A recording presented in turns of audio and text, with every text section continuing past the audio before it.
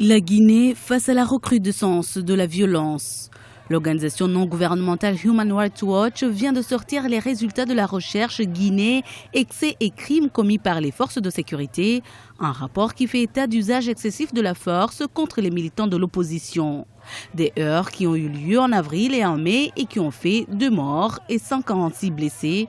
Des incidents que le gouvernement met sur le compte d'un manque de formation des policiers et des gendarmes. Le rapport, et on a trop souvent tendance à l'oublier, met également en lumière l'extrême violence des manifestants qui sont armés d'objets tranchants, de machettes, de barres de fer, de frondes avec des billes de fer qui causent d'énormes dégâts. Et donc, confronter des jeunes surexcités, conditionnés et extrêmement violents à des policiers pas suffisamment formés ou alors tout simplement pas formés du tout, donne ce cocktail explosif et ces violences qu'on enregistre, que nous regrettons tous et qui malheureusement pour le moment n'ont pas trouvé une solution définitive.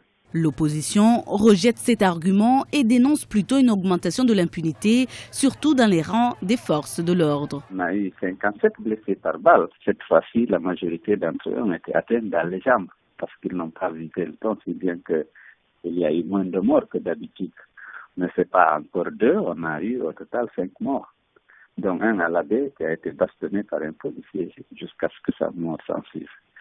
Le problème, ce n'est pas lié à la formation, le problème, c'est le résultat de l'impunité accordée aux agents de force de l'ordre.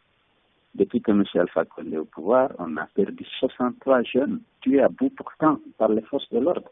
Jamais une enquête n'a été ouverte. Pour réaliser ce rapport, Human Rights Watch a mené des enquêtes dans 6 quartiers de la banlieue de Conakry, la capitale.